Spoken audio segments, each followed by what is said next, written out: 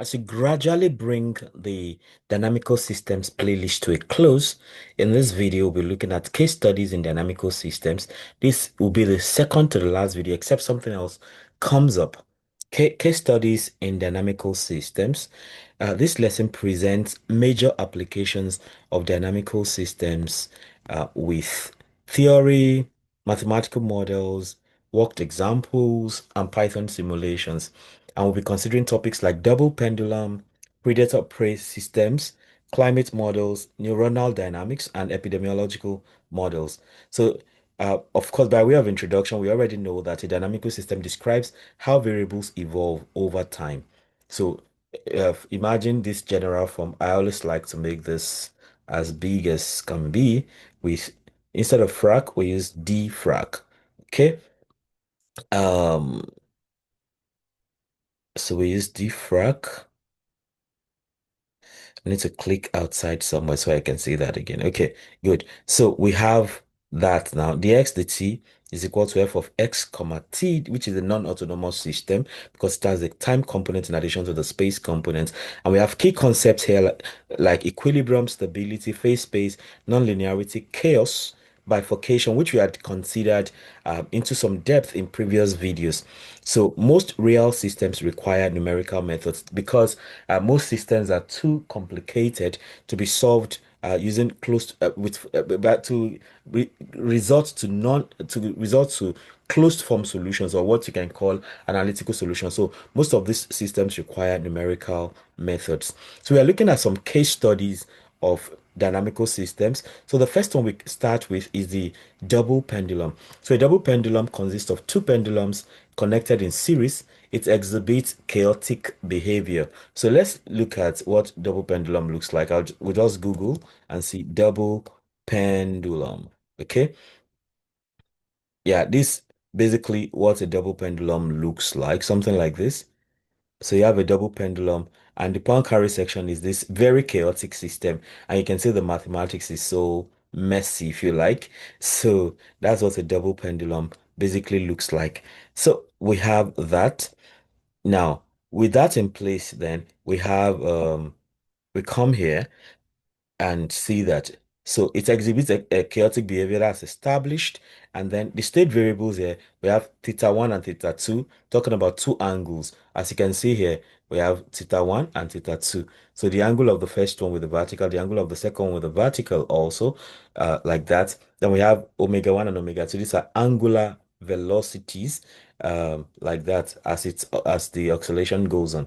So we have equations like d theta 1 dt equals omega 1, d theta 2 dt equals omega 2. Of course, angular velocity is the rate of change of angles, right? So then we have dw1 dt to be f1, which is a function of theta 1, theta 2, w1, w2. The w2, the t is also like that, f of 2 into all of this. So these are non-linear coupled equations. Okay, so we have this Python code to demonstrate what double pendulums look like. Okay, so we have G, the acceleration due to gravity, which is G point at 9.81. Then we have length 1, length 2 for the pendulums. That's 1.0, 1.0. M1 and M2 for their mass is 1.0, 1.0 also. And then we have all these maths going, omega, blah, blah, blah. We have all these things. And then at the end of the day, of course, this is the formula here. And of course, this comes from this whole all this L to L theta 1 blah blah. You have R into M1 R1 squared. That's all what has been defined here. You know, that's the kind of things that have been defined here. So you have omega 1 squared, NP sine, all the maths. And then at the end of the day, we just want to plot and see what the the whole thing looks like. It takes a bit of time. Being the first time I'm running something here. Yeah, so this is it right here. So you have how the so for the angles, you have theta 1 and theta 2. Theta 1 is the blue one, theta 2 is the orange one. So that's how you have them going like that, okay, for those angles. Then we move on, having talked about the double pendulum, which results to a chaotic system. Then we can talk about the predator-prey systems. Okay, so here the Lotka-Volterra model describes predator-prey interaction, and you have variables like X, which is the prey population, Y, which is the predator population, and you have this very interesting system, the X, the T. Again, due to my perfectionistic bent, I just like to have dfrac instead of just ordinary frac, so that makes it bigger like that. So here you have that. You have dx dt equals ax minus bxy, and dy dt is minus cy plus dxy. And you have parameters: a, the prey growth; b, the predation; and c, the predator death; and d, reproduction, as you have here. So this system produces oscillations, right? It produces oscillations. So here now we have the setup. You have a function defining if we define load car with parameters t and z. So x and y result to z. So ABCD is 1.2, 0.6, 0.8, and 0.3. And you have the system set up like this. Then you return dx, dy. So z naught is 10, 5. That's the initial condition there. So that means x naught is 10, y naught is 5. So, and then we have the linspace from 0 to 30. And then we do all the plotting.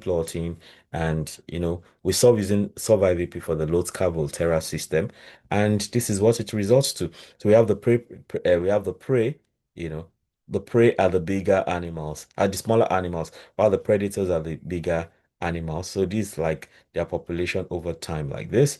So, and then we have this kind of oscillatory behavior like that over the time. So we have all that. So with that in place, then we can then go on to talk about this is more like the face space, right? This is the prey against the predator. This is the face space like this. As you can see, we plot the solution one. The second plot is the solution of the first against the second like this. So yeah, now that we've talked about that, right, then we can move on to talk about climate models. So another case study in dynamical systems will be climate models, because uh, weather and climate issues can be quite chaotic, right? So in the past in past videos we've talked about butterfly effect and things like that, right? So that's quite associated with climate models. So a simple energy balance model describes global temperature, and this is it. This equation C dt dt. Can I make this better? Yeah, I can, because it is frac, so I can make it dfrac. Okay, so I can make it dfrac. So I have C dt dt equals S into 1 minus alpha minus uh, epsilon sigma T raised power 4, where T is temperature, S is solar input, A is albedo, epsilon is emissivity, sigma is Stefan constant, and C is heat capacity. So C times this heat capacity multiplied by the rate of change of temperature is actually equal to all this. So we see that the system tends to equilibrium. So let's do that. Let's see how that works using Python code. So we use NumPy, we use Matplotlib and SciPy for solving initial value problems. So we take sigma to be 5.6 times 10 raised per minus 8. That's the Stefan Boltzmann constant. We have S now, that's 1361 divided by 4. That's the mean solar constant, W per meter squared. Then we have C is 1.08 times 10 raised per 8. That's effective heat capacity. We have epsilon naught, that's baseline emissivity of 0.61. We have CO2 ref, that's pre-industrial CO2. I forgot this ppm, something per meter or something like that. Then that's 280. Then you have the feedback functions. So you define the albedo, that's the temperature dependent albedo, that is ice feedback. So you have the return 0.36 minus 0.3 times NP times T minus 273 and all that. Then you have the emissivity, CO2 dependent emissivity. So you return epsilon naught minus 0.02 times log of CO2 divided by CO2 ref. We already have all of those things up there. Okay. And then you have the solar forcing, with all this formula. We have the CO2 scenario, also simple increasing CO2 scenario. That's 280 plus 2.5 T ppm per year.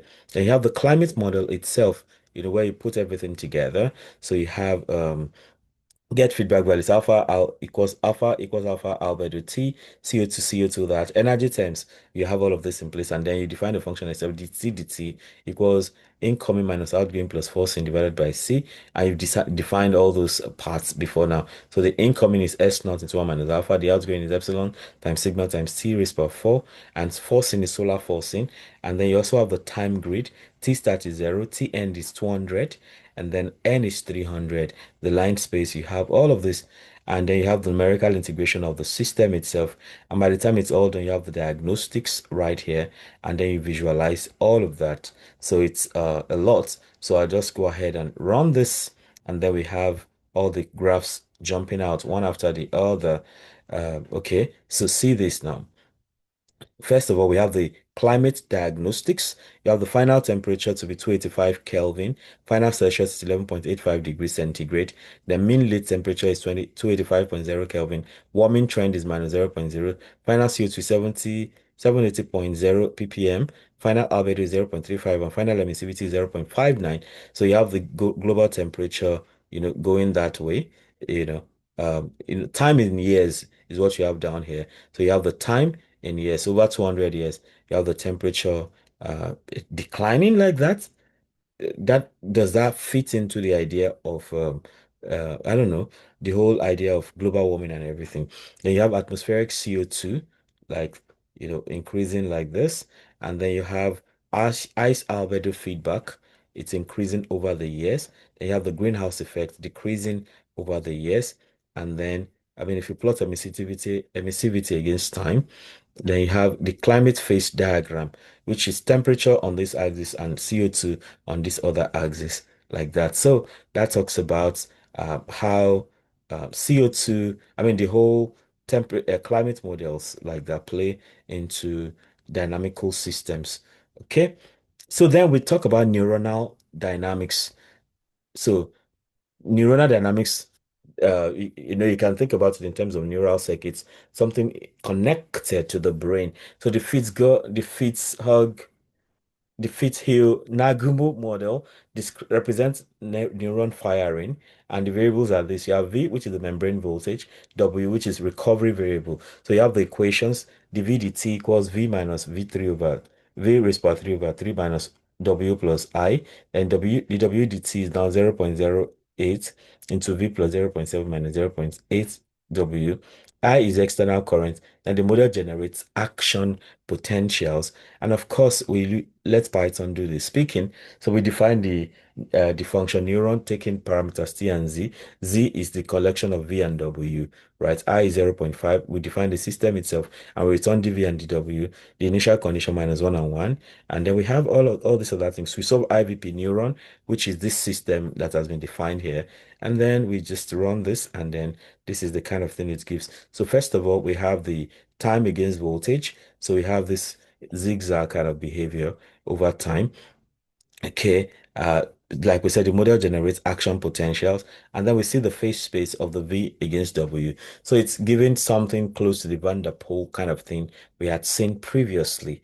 Okay, and then that takes us to a very mathematical biology, right? Epidemiology. So we use mathematics to try to investigate the spread of diseases and things like that. So here you have epidemiological models like SIR. So the SIR model describes disease spread. So you have variables, you have the susceptible individuals, infected individuals, and recovered individuals. And you have equations like dS equals minus beta SI, dRdt is equal to BSI, beta SI minus omega I, dRdt is gamma I, dRdt is gamma I. So the parameters, you have beta to be transmission rate and gamma is recovery rate. Okay.